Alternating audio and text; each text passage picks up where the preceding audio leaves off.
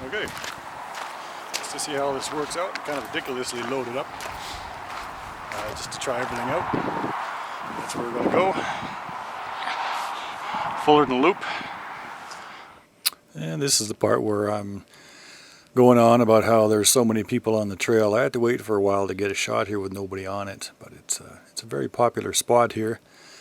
And yeah, I felt kind of funny because everybody's just going for a little jaunt, and here I am all decked out with multi-day gear on, plus a bunch of stuff I just threw in for good measure.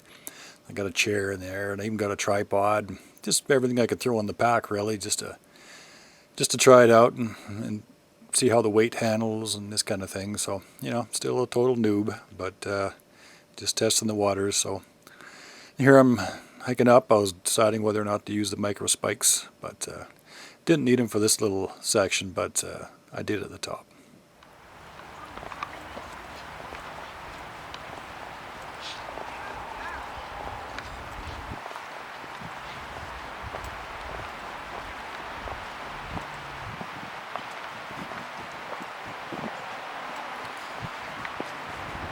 I kind of liked watching the videos where there wasn't a lot of talking going on, and just enjoyed going for a walk along with whoever was doing the video. So that's what some of this is going to be, and I hope you enjoy it.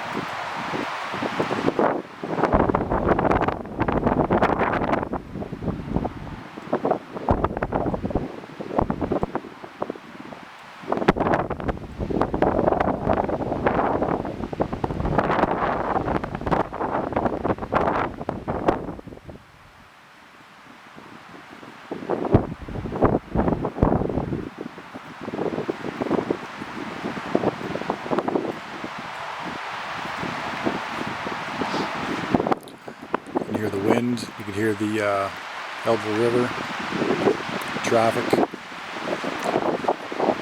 I certainly found out how out of shape I was on this. I was puffing and panting like nobody's business, and haven't even really gone anywhere yet. So, but I was out there, I was doing it. Got to start somewhere.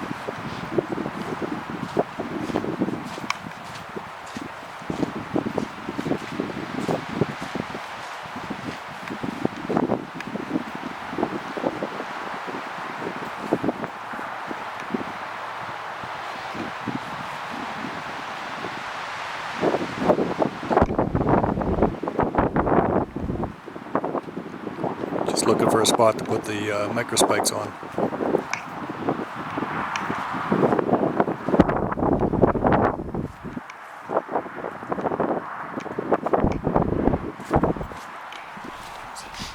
So Microspikes are a must.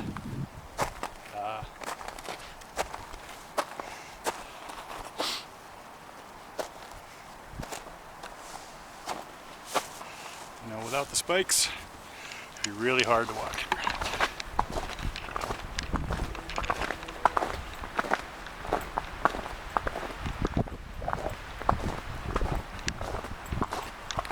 It almost sounds a little slushy and soft, but that was very hard ice.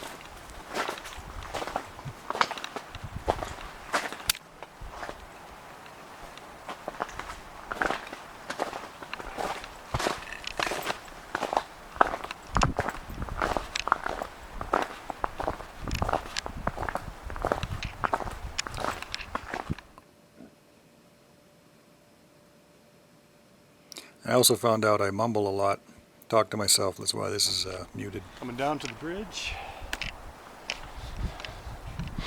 A bridge. Then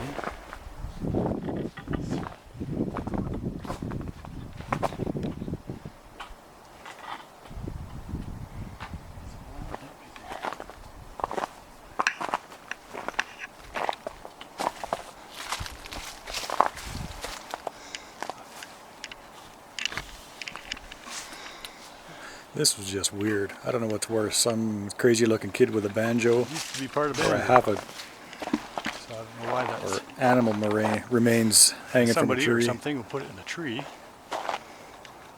kind of odd.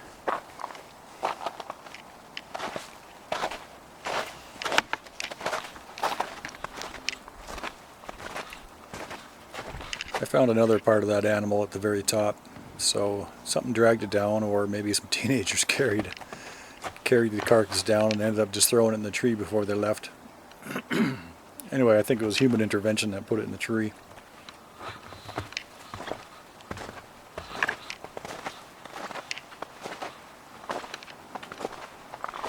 So, microspikes are awesome. I just went up that. I don't know if you can see it, but that's a very steep glare ice hill. My poles are even slipping on. I had to give them a pretty good jab to stick them into the ice. But I just walked up it. No slip, no nothing. Just stomping away. And there are two kinds of people on this trail right now.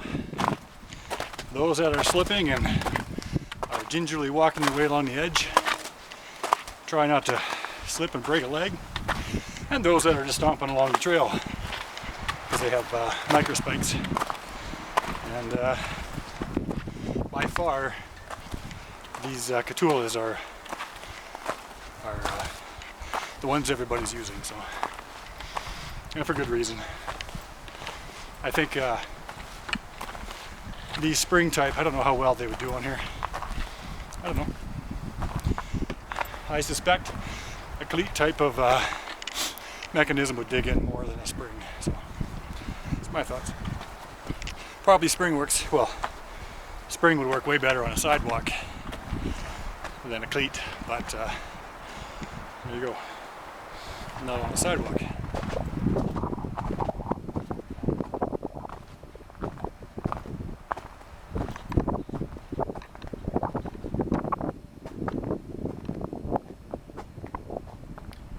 This was really hard and really smooth from the wind blowing. I was amazed, not a single slip. Microspikes.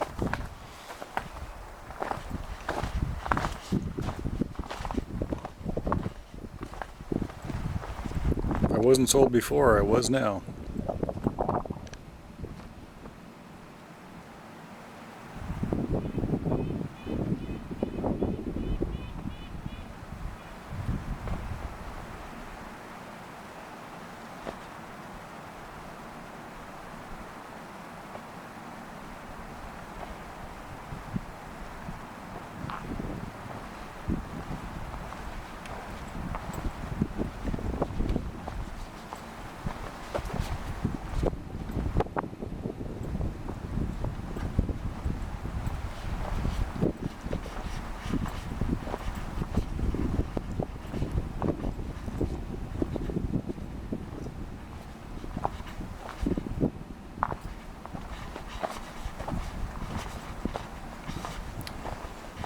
Still wearing the spikes, seeing if they're showing any sign of wear after this. It didn't, and I've worn them since, actually on pavement, a light skiff of snow, and I was trying not to walk on the pavement on the sidewalks, and barely noticeable.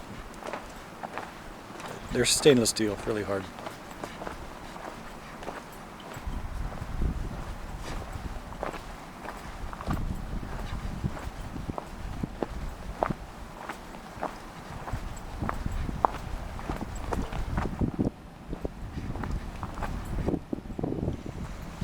You know, I didn't think I'd like the red on these things, but I'm liking it because you wonder, I don't even feel that they're on.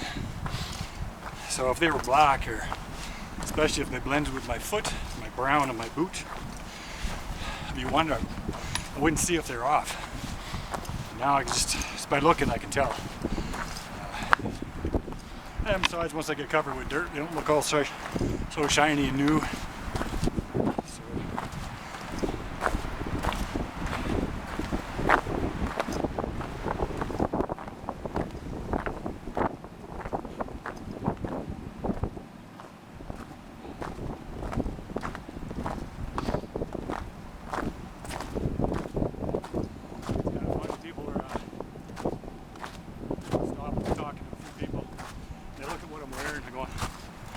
can see they're thinking, you know where Buddy is.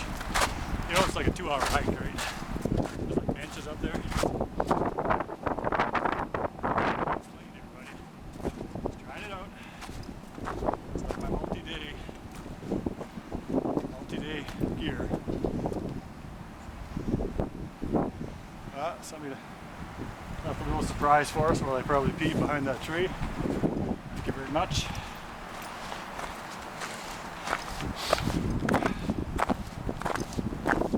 There's quite a bit of lost and found gear at the trailhead. All the crap that's left on the trails.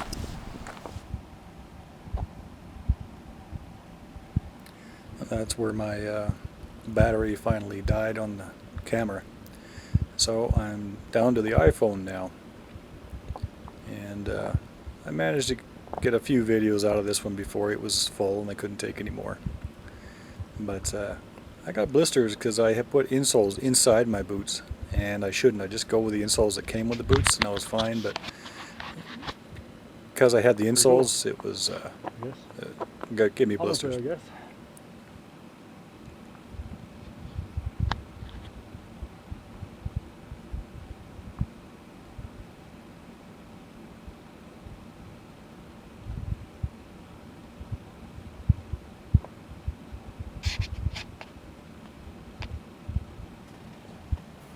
That's where I go home. That's where I came from.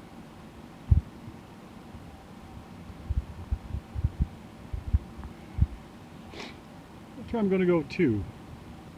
We could go that way, I suppose, and just check out. That's the viewer. Try and get. And down there is where I found the other part of the animal. I digs for a little while. Camp.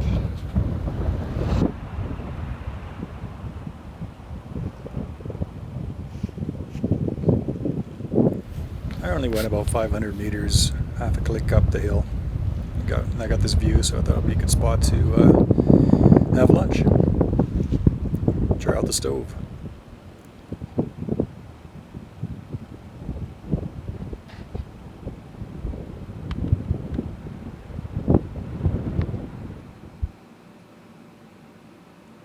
And that was the last of the memory in the iPhone. And these folks, they were having a hard time. They were slipping and sliding. He was pretty much carrying her up. Those few times that she was walking under her own steam there in those shots. But also, I went counterclockwise around this loop. I think it's better to go clockwise because there's really no view up on the right-hand side. The way I went up through the valley, it's a long, slow uphill. The other way is a steep uphill and then a very slow incline, but all the way up. So it's harder at first, but you do get a view because you're walking along the ridge. And these shots were actually of looking off the ridge for the most part on my way down. So yeah, real picturesque, good workout. You know, it's 5 kilometers, 2.5 up and 2.5 down. So I recommend it. It's a good early year stretch. So anyway, hope you enjoyed.